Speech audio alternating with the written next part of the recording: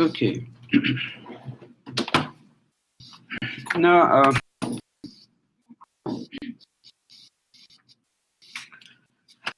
remember,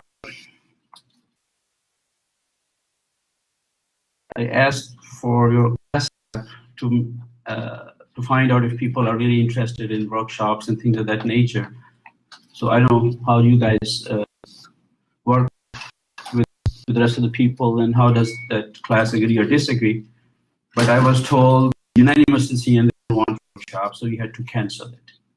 So it was about 9 hours that none of people were interested, and so I said, what's the point? So one of those things was a workshop that used to happen on STDs, sexual transmissible diseases.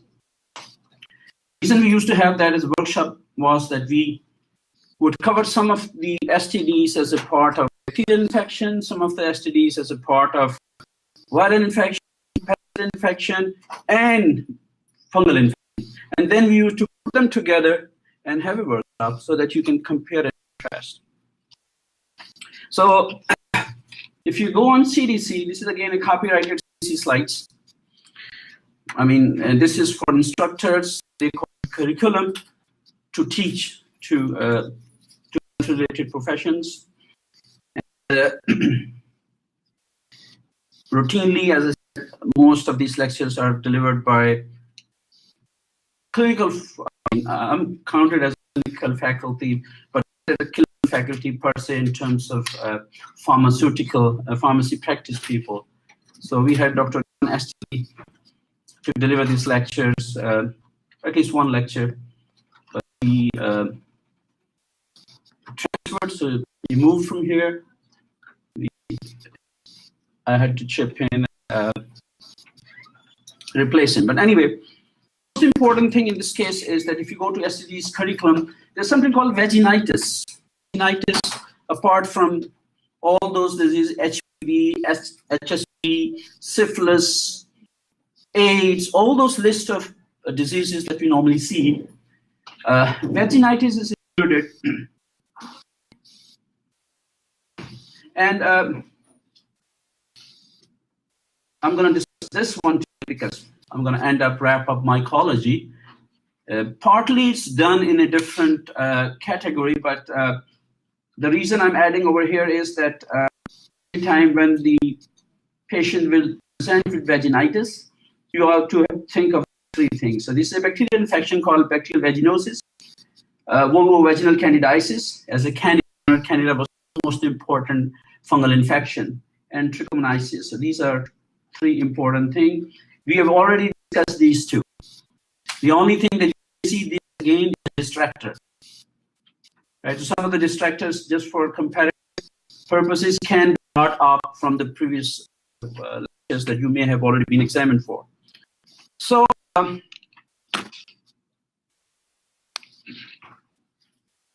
most important thing that you need to know, we did discuss that part of commensal bacteria, that STD especially affects females more than males. Discuss that in detail. These are some of the facts that CDC pulls out from the information that's already there. In the vagina is a dynamic ecosystem, and there's a very high bacterial count. And presentation, of course, for vaginitis will be vaginal discharge. And the most important thing that you were asked a question was lactobacilli, that happens to be the normal bacterial flora. But other potential pathogens are present. The other important thing is lactic acid, that has to maintain vaginal pH 3.8 to 4.2. So that's also important for you to know. And then again, since it's an acidic environment, and there's a very strong immune system, so you don't get overgrowth of bacteria. And at the same time, also keep in mind that we have H2O2. What's the significance of H2O2, hydrogen peroxide? What's the the significance of bacteria producing H2O2? Sorry? Say it louder, yeah. It says over here, microbicidal is over here. It's important, just use hydrogen peroxide wound, it's available, right? But bacteria produce it. So when the bacteria produces, this means some of the lactobacilli, but also keep in mind that's normal. And then again, when you get infection or inflammation, regardless of this bacterial origin, parasitic origin, viral origin, or fungal origin, most of the time patients will present with symptoms. And if you look at the, I downloaded this lecture like 10 minutes ago, from CDC website. So this is the current data that they have, that you will see about 40 to 45% bacterial vaginosis, and you have candidiasis 20 to 25%, and trichomoniasis about 50 to 20, so pretty high in terms of the cases that we normally see. But also keep in mind that since we are focused on STDs, that doesn't exclude any other causes of this patient presenting as vaginitis. Normal physiological variation in terms of what is your normal flora, allergic reaction, herpes virus, mucopurulent cervicitis, atrophic vaginitis, vestibulitis, foreign body dyspnea, and so on and so forth. So these are some of the very common clinical symptoms that we normally come across in terms of dealing with female patients. Now, how would you diagnose vaginitis? Again, patient history, visual inspection, and discharge. So these are common things that we normally take into consideration when we talk about. And if you remember, I said one of the common inspections that we do is a vaginal smear. And then again, it has to be collected, prepared, and examination. So we have different ways of preparing. We can prepare a wet mount, meaning we can take like one drop of either sodium chloride or KOH, and then put the sample over there. We have two important things: whiff test and vaginal pH. So you'll see some of the questions relating to whiff test. I'm going to talk about that in a while. This is a typical wet preparation that you will see, a classical wet preparation on a saline. So what you see in cases again is these are like squamous epithelial cell. So there's a lining of vaginal wall. So it's going to come as routine cell over. And red blood cells can be there because patient may have just, have had menses, sperms, artifacts. So this is like a typical 40X objective you even see in our as well as one of the wet preparation. The reason is that we don't want these cells to dry out. So we want to see like a wet preparation. Then if you want to look for lactobacilli, that's again very common, as I said, that in the ecosystem here. So you'll see these tiny lactobacilli over here, tiny lactobacilli, and then some of the artifacts are there in preparation of the slide or whatever. So other than we have a diagnostic aid for vaginitis. So we can do culture. We have all other tests available. Does anybody remember what was NATS? What was the significance of NATS? Nucleic acid amplification test. Very good. Exactly. The moment I say NAT, I'm syphilis. Very good. So are preparing for exam. Good. So these are other tests that normally are here. And now this is a master slide. And as I said, that I would not teach you bacterial vaginosis. I'm not going to teach you trichomoniasis. I already did that. I'm going to concentrate on this central part. But in order for me to do that, I need to compare and contrast with other.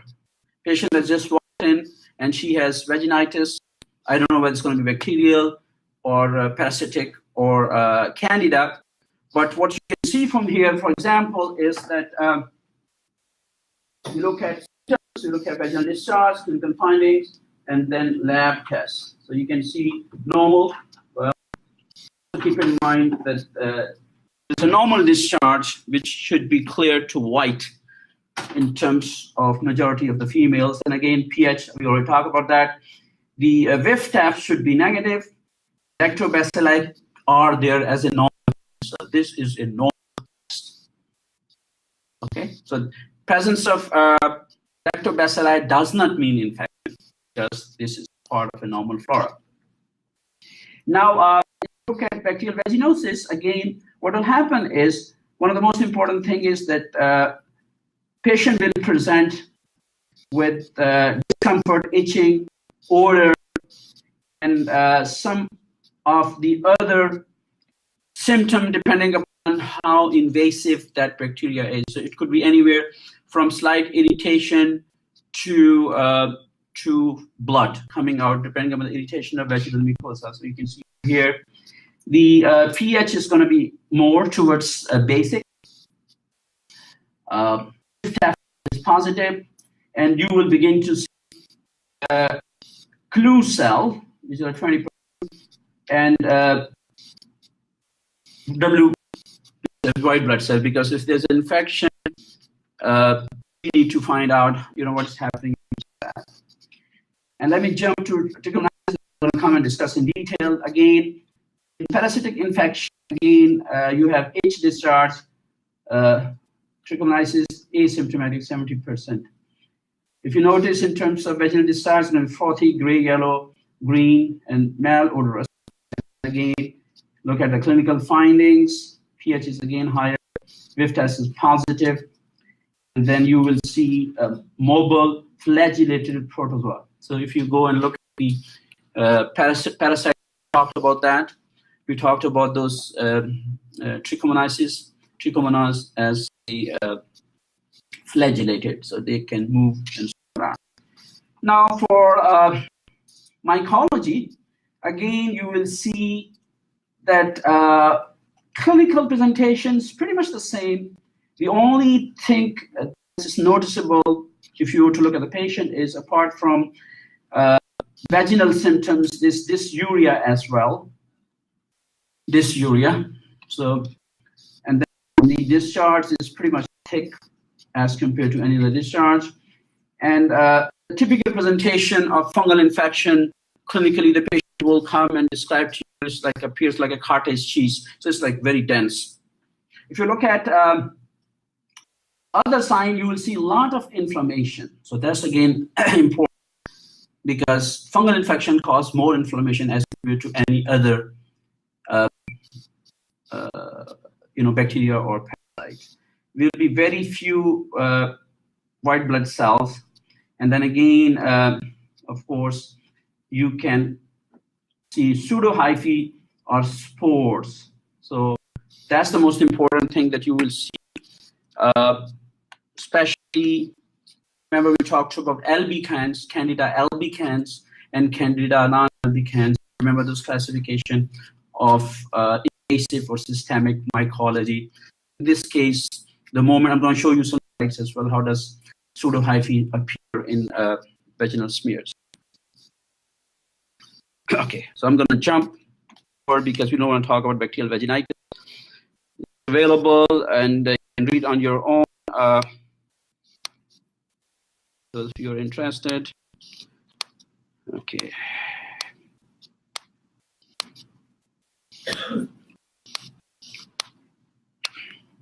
Okay.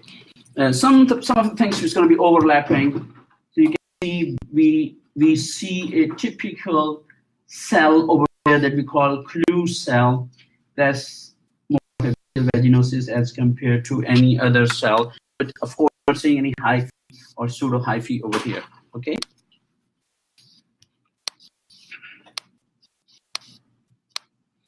I want to go and teach you all these things. Okay. Okay. So this is where we spend the next 15-20 minutes, I believe. mycology, candidiasis, vulvovaginal, we see that we normally see in terms of dealing with fungal infection. Of course, CDC have objectives. So we're going to find out epidemiology in US, pathogenesis, clinical manifestation, and treatment part as well. And how do you deal with the patients? Okay, let's talk about epidemiology. How prevalent is the problem that we just discussed? Well, as we said earlier as well, that CDC think almost all females will have this as infection of lifetime, one or twice in their lifetime. Okay, but again, the problem in this case will be that may have recurrence. And the other important thing when we discuss Candida albicans, most of it is Candida albicans, 85 to 90%. But again, 10% can be from the other sources. So if you compare that with any other cause of vaginitis, it's the second most cause. And estimated cost 1 billion. There's a lot of money over here. And remember, as a rule, CDC things that are done in terms of, if you go and look at over-the-counter drugs, if you look at in the pharmacies, you will see if inventory. They do carry a lot of inventory for selling all these kind of ointments, creams, and so on and so forth for this infection. So it's a big industry over there in terms of the burden which is there on CDC. Transmission, since Candida are normal of the skin and vagina, so that's like a tricky part that CDC considered vaginitis to be STD, right? And it could be bacterial, parasitic, and fungal, yet they don't want to call it a sexually transmitted pathogen. The reason is because it's a normal flora there. It's a part of normal flora. So it's like a little bit difficult to understand, but that's a factual thing in terms of something which is a normal flora of the skin and vagina, and then you don't want to call it like a sexually transmitted disease. Okay. Now, as far as pathogenesis is concerned, how does this particular fungi cause disease? I just told you normal flora. And one of the most important things that we normally see is that overgrowth of Candida albicans and other non-albicans species. So people are paranoid, right? So they want to go and use all those gadgets which are available, use all those drugs, so they will overkill. So once they overkill, that will change the dynamics of the ecosystem of the normal flora. Okay, so that will allow especially Candida albicans to overgrow.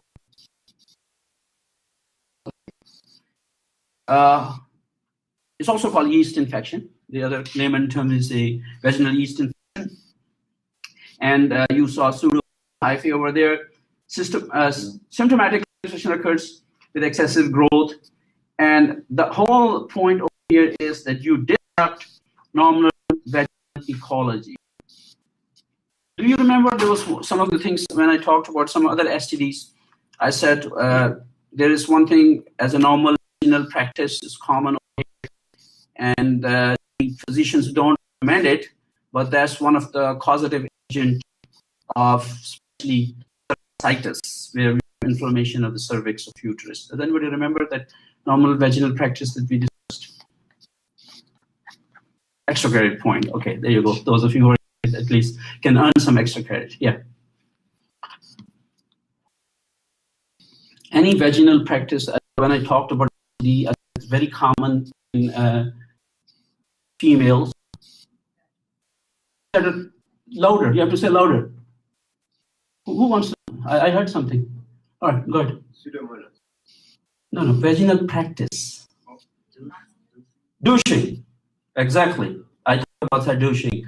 It's common as a vaginal practice, pre and post intercourse is not recommended, and that is one of the causes of the normal flora to be pushed up into when you want to irrigate and put to the cervix. So that's important. There you go. You got it. Put its name down. Okay. And then again, the important thing is that, as I said, that you really have to understand the ecosystem before you're going to go for treatment. And many times, most of patients rather treat themselves self-prescription before they will go and even seek any attention, because they will assume that everything which is there in the aisle is me. I'm going to look at my symptom, look at and go for that. Now, clinical presentation, as I said, is very common. We talk about cottage cheese like vaginal discharge, and then you may see we call satellite lesions. So you may see lesions all over the perineum. And then again, as just told you, dysuria and dyspareunia, which is painful intercourse. Candidiasis, let me talk about the diagnosis that we have in terms of patient.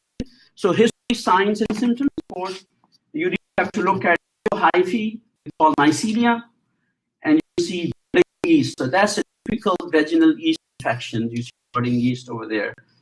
Saline, normal is change. And then again, culture is not useful for routine diagnosis, right? But the only thing is, if you were to be asked, how would you differentiate whether it's a fungal, bacterial, or parasitic infection on the basis of pH? The answer is, if the pH is more than 4.5, you may have either one of them or concurrent. I think I have maybe underemphasized. We may teach you things differently. I said syphilis, AIDS, HSV. So people, a person come to you in the STD clinic where he or she has only one STD. The fact is not. Most of the time, they have more than 2 or 3. So it doesn't mean that if you have a typical picture of candida infection, you cannot have any other. You can have concurrent of other diseases as well. Okay, there you go. So this is important. You can see over here typical yeast buds, squamous epithelium cells, pseudohyphae. It's like a branching pattern, typical vaginal smear of these patients. Pseudohyphae is like branching and tree-like pattern over here. See that?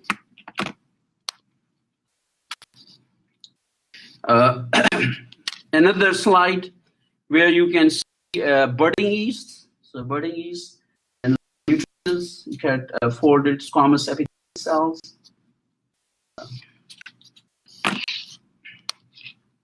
Okay. Now this part is important. As I said, that of all the things, especially for mycology, we really want you to know the name of drugs, and especially for this particular cases that we normally see. And as I told you, that you may be in a situation where people will come and ask you as advice for the-counter drugs, and so keep that in mind. Okay. Ransford, you want to take the snap as well for you? Okay. Remember, when we talk of vaginal candidiasis, so we basically have 2 important things in mind: uncomplicated and complicated. So again, keep that in mind. There's a major classification that we have in terms of uncomplicated. So you can see from here, if it's uncomplicated, it's really sporadic, infrequent, and mild to moderate. And chances are it's going to be albicans, and most of the time is in non-immunocompromised women. So you see, if you are normal, healthy, so you may get an uncomplicated infection for this one, okay? Complicated in terms of infection, most of the time is recurrent. So if it is coming over and over again, then you have to look at the underlying pathology over here. Again, severe, and the problem is non-albicans. Because remember, those women are going to seek over-the-counter help. They basically, most of the time, 80 to 90% are going to go for the Candida albicans. That's what the drugs, if you look at those creams and tampons and all that kind of suppositories which are there, they are related to Candida albicans as compared to this one.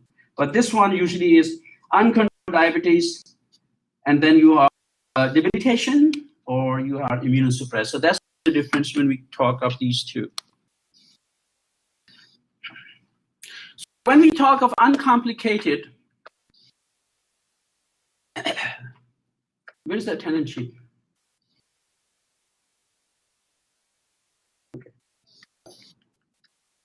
Okay. Also keep in mind that you'll wonder what these P4s are doing. We do keep a record. Whether you attend the full lecture or you come and then leave, or come back. All these are points, and I'm the one who provide that information because I see that happening quite a few times. And people sign and go off, fine, or be attentive as well. And then, of course, I'm not going to punish anybody, but we'll just kind of have a data and figure out. So we would want all to cooperate and make sure that, to your best knowledge, you follow the actual standard. Okay, uncomplicated.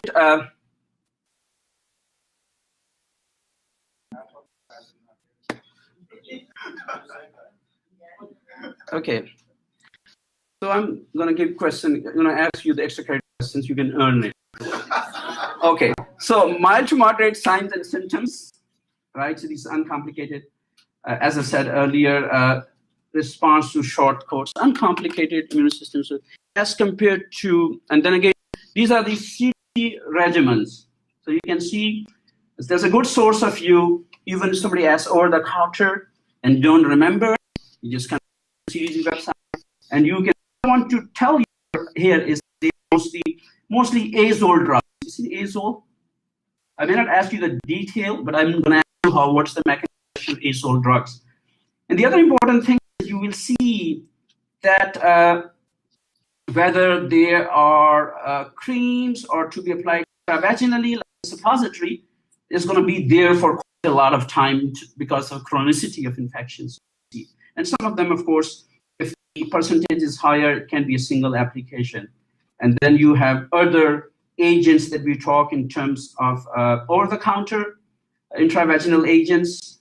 And then again, we have prescription drugs over here. Most of the time, they will have a higher level of antifungal drugs. Okay. As I said earlier, for a recurrent one, people may have 4 or 5 episodes in 1 year.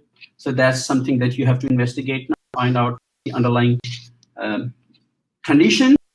And then again, a severity of the perineal damage. As I said earlier, non-albicans candidiasis is something that you have to consider.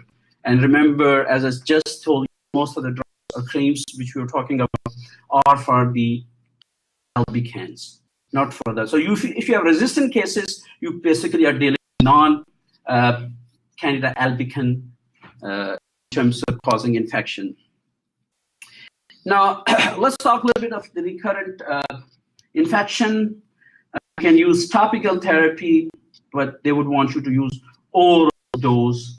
And then again, you have to maintain maintenance regimen as CDC suggests. Again, if it's very severe, you can again go for 7 to 14 days topical therapy. Why do you need a topical therapy for severe vulvovaginal candidiasis?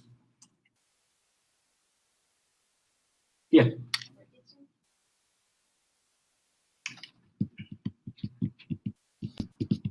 Anybody here? Because? Local infection, yeah. Well, I just said that one of the most important thing is that, and see, I run through one of the pictures as well for the vaginal infection. The thing is that in bacterial vaginosis and parasitic is more of a vaginitis, right?